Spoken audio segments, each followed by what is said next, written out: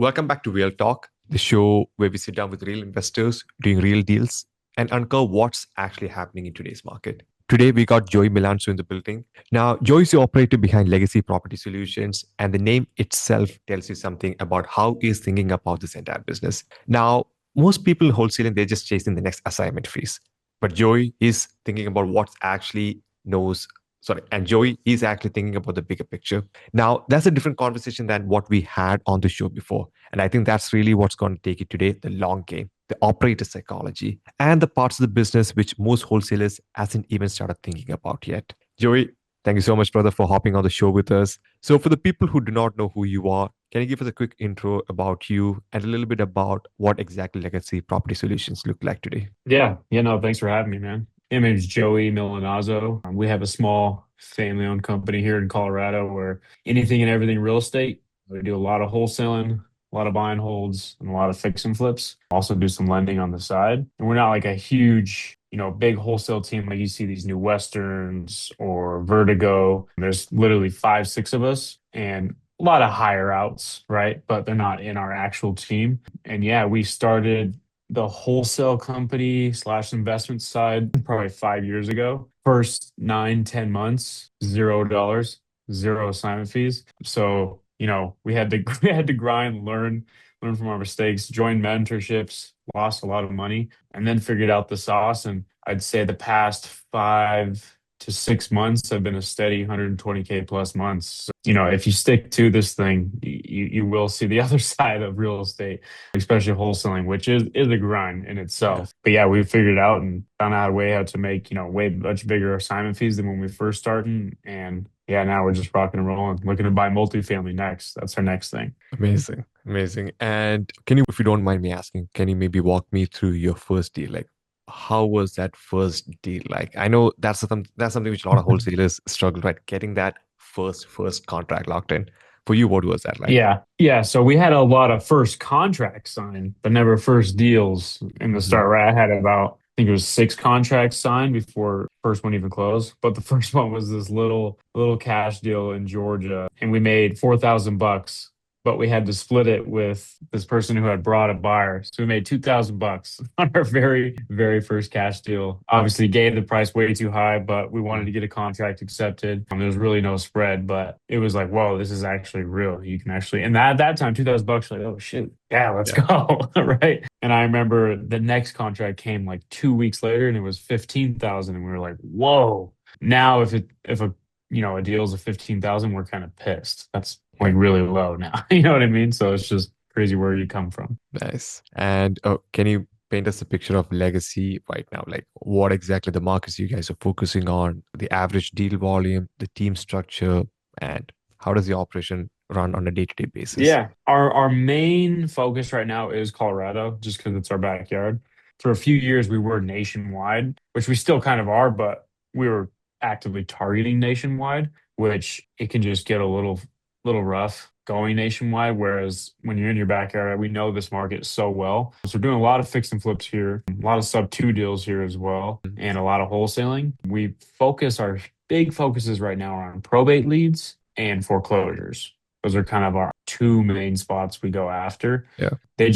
They seem to pay the most, right? Especially door knocking these foreclosures. I'd say an average deal for a door knock foreclosure is about $55,000 of an Okay. assignment fee. And we're doing, I say, less houses a month than we used to, but and now the assignment fees and the payoffs from the wraps are much higher just because we're focusing on more niche stuff. Whereas before we were calling just everyone, seeing who wanted to sell, anyone and everyone. Yeah. But now we're just focused on probate, foreclosure. Those are our main targets. And yeah, it's been working out pretty well. Nice. And where would you say most of your contracts are coming from right now? Would you say it's more Senate Direct? Is it MLS, on market, novations? Is it JV Off market. It's off markets? market. Yep. Okay. Could you maybe break it down for us? what that means. Yeah. So right now, like I'll say one of our last deals we got quick from our signal sniping campaign, brought all of our leads from our old one to our new system with you guys, kind of that revival campaign. And it was an off-market deal, seller in foreclosure. They keep postponing their foreclosure. They always Yeah. figure out a way. They'll do a loan mod, they'll do a forbearance or whatever. So we kind of just been putting this lead on the side. But yep, it's an off-market Mhm. foreclosure, and they finally have reached reality where they have to sell. Yeah. So yeah, get those under contract and either keep it and flip it or sign it to an end buyer where we mainly try to keep them if we get them deep enough. But if we can make the same or maybe like 30 or 20 to $30,000 less, but it takes 6 less months to Mhm. just assign it, that's Yeah. when we'll just assign it. Nice, nice. Now, I think this is pretty interesting, and thank you so much for actually like sharing more about your business and also your story. And I know you work with two other business partners, right? I think I met Yeah. them last time. Yeah. Like, how exactly did you guys like? Were you guys always like good friends back in school, college, or like did you guys just happen to meet across during the Yeah, real so estate? I've known both of them since we were younger, but my parents had started a real estate brokerage a Mm-hmm. while ago. So just classic, buy and sell real estate on market. Yeah. So when I graduated college, I was like, oh, maybe I want to be a realtor. I come in the family business, whatever. Hated it. I was like, I'm not going to be a realtor. And so that's when we decided to go the investment side, start wholesaling and buying stuff and flipping. Started doing that. And then Dylan had quit his job because he had been coming into our office. Like he had already bought into real estate a while back. He already knew Mhm. about it. I was getting into this. And we are like, dude, let's run a business and wholesale and buy and sell real estate and screw these 9 to 5s. So he quit his job, and then it was me and Dylan for like 2.5 years. And then our buddy Austin came up to us at some event we were at and was like, "What do you guys do?" Like talking to us, and we're telling him, and he's very interested. And he comes into the office just a few times a week, starts Yeah. learning it. And then on his first call, he got a contract, his very first call. And then he quit his nursing job, hasn't looked back. Amazing, amazing. Yeah, he was a And traveling nurse. yeah, and it's like it's kind of inspiring. Like you know what, like getting to do business with your friends, and I think that's one of the best parts too. Would you say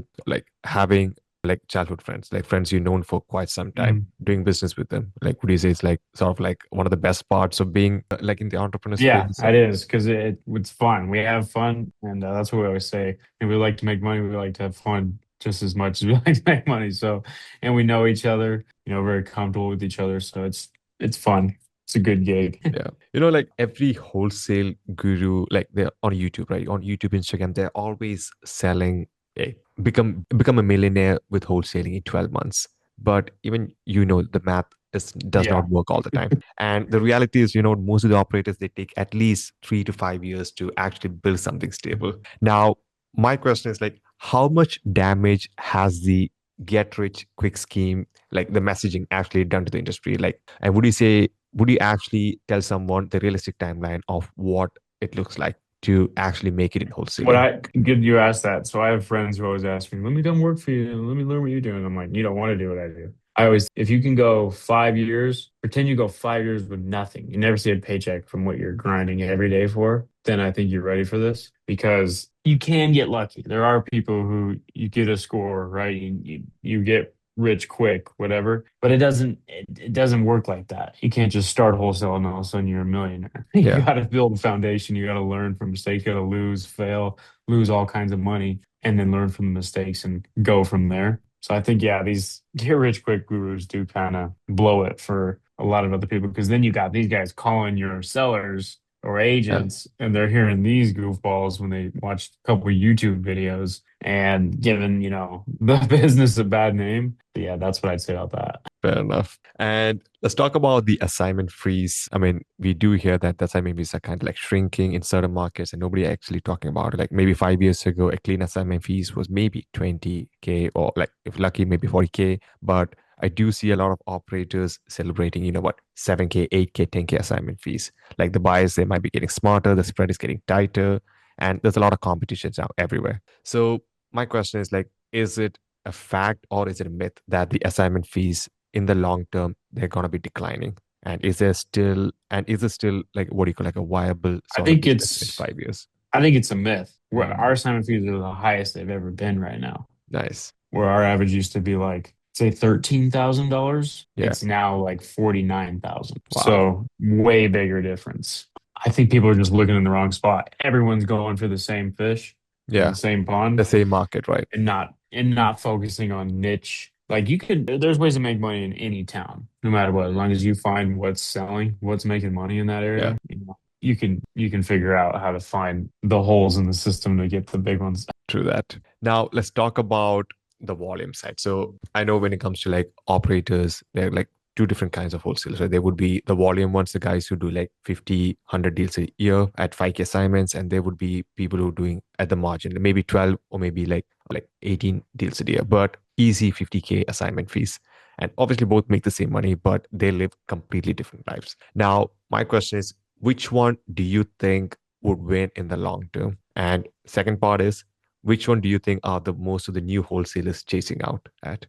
I'd say what's better are the bigger deals, but less of them because I mean they both have their trade-offs. One, if you want to do 100 deals at 5K, whatever, you also have to have a big team if you're selling 100 deals, Yeah. right? Now you have more people to pay and you have more mouths to feed. I get we're pumping out way more deals, but all of a sudden your expenses are here Yeah. and they just keep climbing and climbing. It's like, yeah, your profit went up, but so did all your expenses all every single time. If you can find out a way to spend less to make more, which is what we're doing now, I think it's a way better and it's yeah, way less of a headache when you're juggling three, four, 50 to $150,000 deals a month Hmm. rather than $25,000 deals where one seller files bankruptcy, one seller wants to do Yeah. this, another one, it was a probate. They don't actually own the home. Now you can't sell it. You get on the closing date. So it's like a lot of headaches happen on those onesie twosies. So I like the bigger deals, less of them Hmm. model. Nice. Now, I want your honest take on this. Okay. So we always hear, when it comes to wholesaling, and people glorify the hustle culture, right? Like, you know what, getting up at 5 a.m., cold call sessions, like 16-hour work days, sleep. I mean, yeah, you don't have to prioritize it that much. And a lot of the top operators in the industry are running on like maybe on a caffeine, like very few hours of sleep, or the other half are pretending that they don't even have this as a problem. Now, how real do you think the burnout is in this space? And is this true? You know what? Like the more hours you put in, methodology is actually gonna make you successful, or is it just like, you know what? It's not more hours going to make you more successful. Hmm. It's doing the right thing at with those hours, right? Because Yeah. I could spend 18 hours a day cold calling a random list on upstream Yeah. that's not targeted, that's not focused on something. I'm just wasting my time, not working harder, right? You're just Hmm. working longer on dumb things. The cliche statement, work smarter, not harder. You still have to work a lot. Right. This Yeah. wholesaling and that's why we do more than just wholesale because at first it was just wholesale.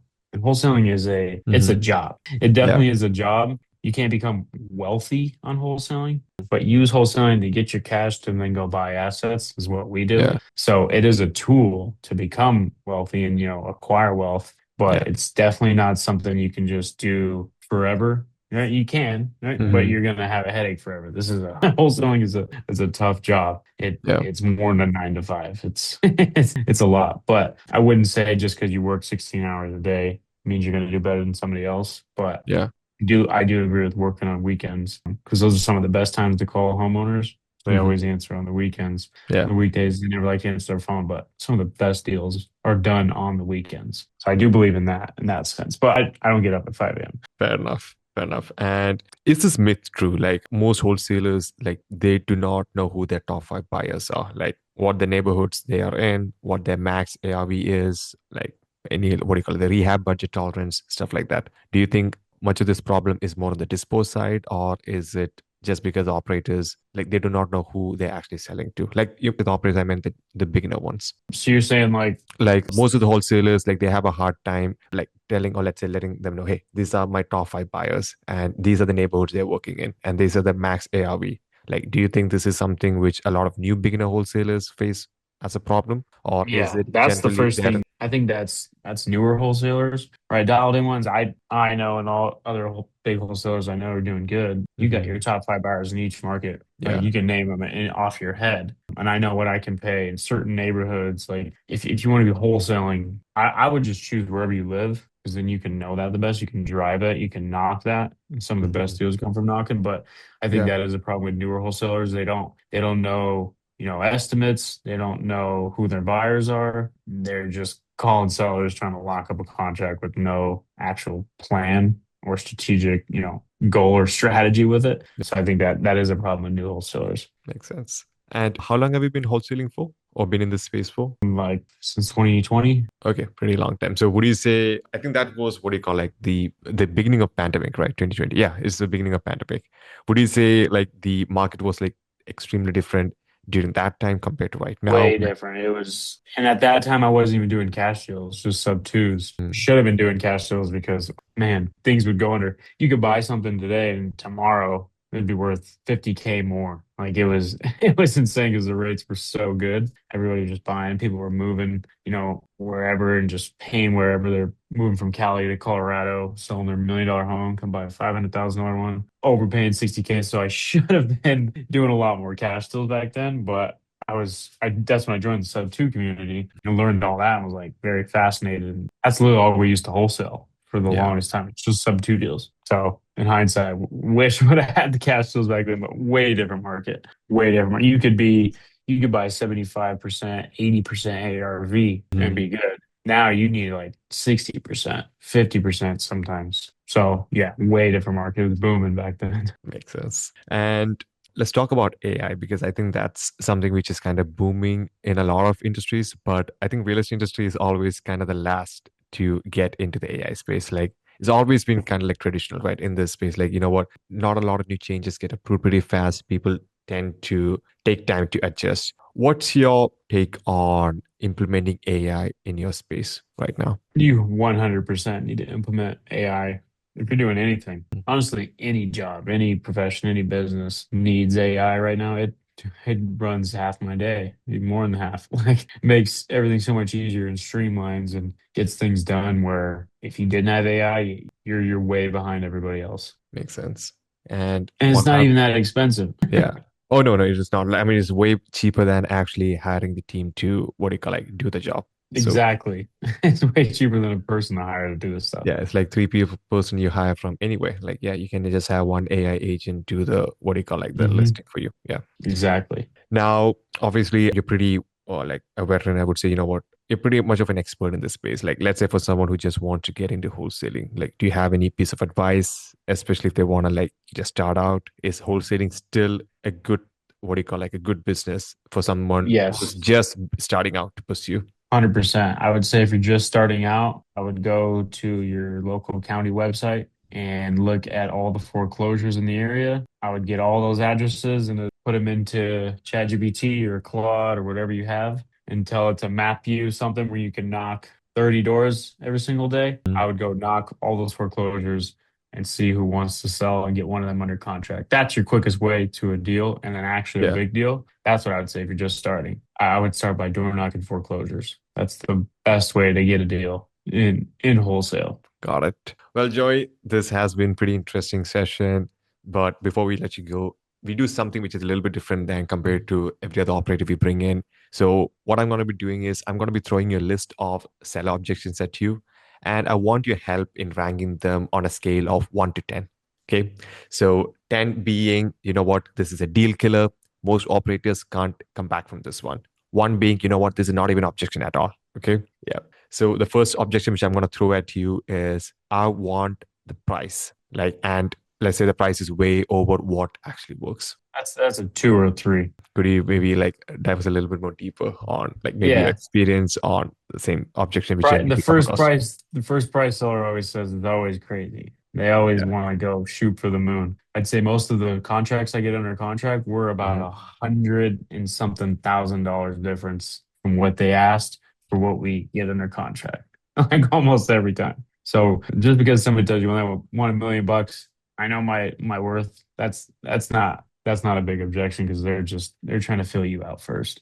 Yeah. Give them your number back and then go Yeah. from there. Makes sense. I need to talk to my wife or husband first. I'd say I give that a three or a four. It's not the biggest deal, but that is something sellers always want to go and talk to their tooth fairy or, they want to talk to their attorney or their brother, Mhm. their dad, their niece. I'd give that about a 4 on the objection scale because some people can't get over that one, and you kind of just Yeah. cave into this to the seller. So yeah, I'd give that a 4. Okay. Next one. Let me think about it and give you a call back. 1. Okay. Not even Anytime I a hear that, bunch. I keep them on the phone. You just got to keep them on the phone. You can't take no for an answer. That's one thing I'm pretty good at. I just blow Okay. right by that. Blow right by that. I keep asking them questions and keep, pulling things out of them. Yeah. That's an easy objection. Okay. I already have another offer. Already have another offer. So keep that low, 4 or 5. That means they probably usually when they say they have another offer, most of the time they are lying. And if Hmm. the other offers probably are lowball close to where you're at, I always try to pull it out of them. What's that number at? Let me see if I can beat it. And if it's at a number I can't beat, I always tell them you should probably take that. That's a really good offer. And then you kind of call their bluff because they probably don't have that offer. Makes sense. Next one. I'm gonna list it with an agent instead. That's a good, I'd say I'd give that a 7 or an 8 because depending on the condition of the home, sometimes it is best for that seller just to list it. Like if Yeah. this is a nice house and they just maybe had a hardship, listing it on the market probably is the best. But that's the good thing about our company. We have a brokerage as well. So Mhm. we'll list it for you. So that's kind of, we're a little in-house and that can work for us, not for other wholesalers, but for other wholesalers, I'd say, ask more questions about that, see that condition. Because sometimes if it's not financeable, then they can't Yeah. even list it. And like you can get over that objection, but that is one of those ones where if it is best for them to list it, I'll just tell them that, Hmm. right? Maybe it's lower equity, maybe it's nice house, they just had a hardship. You should probably Yeah. just list that, get the most out of it. Yeah. Definitely. Makes But it's sense. not a deal killer. Yeah. But it's still kind of in the highest, right? Yeah, 7. Yeah. Okay. yeah. Well, next one. Why is your offer so low? I wouldn't really call that a big objection at all. Two or three. Okay. And I just explained. I like to tell people it's a math problem, right? Hmm. If you were buying something, you wouldn't want to buy something to lose it. I just like calculate what I can sell for, what's going to cost me to fix this thing, and Yeah. what profit I got to make on it. It's just a simple math problem. Yep. I want to wait for the market to come back. One. Not an objection at all. I wouldn't call it objection. That's somebody's dad told him, I'm waiting for the market to do this, and that. And I know rates. And I always tell people, I wish I had a crystal ball too. Man, I'd be at the casino. There's a lot of things you can overcome on that one. I wouldn't say that's a big objection at all. Okay. Next one. Are you gonna flip this and make money off me? I've actually only ever had like one person ask us that. That's not really an objection. Two, three. Hmm. Okay. Yes, I tell them, Jim, yes, this is what investors do. And if they don't want an investor to buy this home, that's not a deal for you. I'd pass. Yeah. I'm not convincing anybody to sell their home. We're just laying down facts, letting them decide. Got it. I don't trust wholesalers. I don't really present myself as a wholesaler to Hmm. buy because most of the time I am buying it now at this Hmm. point. Yeah. But I kind of call myself a deal finder, a deal engineer when I, Hmm. kind of word it to them, whereas wholesaler has kind of a bad rap. So Yeah. I'd give that still a 4 or 5 for all wholesalers, but I just show them the facts. Here's my credibility letter, how I've helped all these sellers get a buyer for their home when a agent couldn't, and I got you Hmm. your price. Right. Yeah. As long as if I can get you your number, doesn't matter if I'm a wholesaler, I'm an agent, I'm a tooth Yeah. fairy, I'm a lawyer, as long as I can get you your number. Makes So sense. I'd call like a 4 or 5. Makes sense. And the last one. I need more time to move out. That's not one. So fair Yeah. enough. Now, I know I've covered a couple of objections with you, but which objection do you think most new wholesalers fold on instantly? But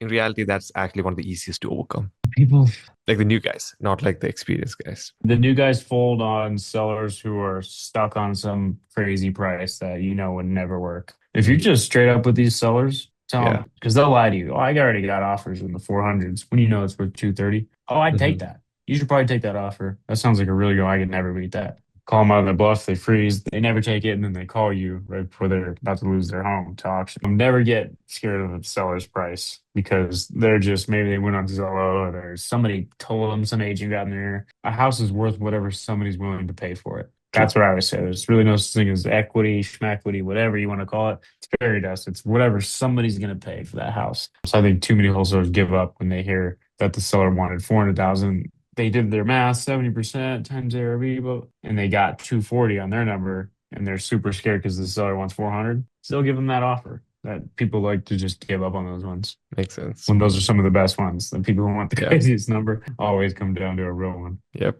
True. Well, that's it for Real Talk, Joey. Appreciating you coming on. This It is a pretty interesting one. A lot of good insights and a lot of debunking, especially in the space, is what we did today. Now, before we wrap up, where exactly do you think people can get in touch with you? Like if they want to follow what exactly building, maybe at Legacy or work with you, or just to see how you operate, where do they go? Yeah, they can go to our Instagram, Funds and Fairways, like Capital Fund, Funds and Fairways. Hit us up on there. My Instagram, J underscore Millie underscore. Go hit me up there if you ever want to, learn about real estate. You got a deal you want me to buy. You got a deal you need to sell. I got you. Amazing. Guys, so if you're listening to this, go follow Joey and his company page. I'll also post a link in the description below. So, guys, if this episode hit you different, share it with someone who needs to hear it. And till then, we'll catch you guys on the next one of Real Talk. Thank you once again, Joey, for hopping on the show with us and also sharing your insights and also breaking down what exactly it takes to really make it in the real estate space. And the best part,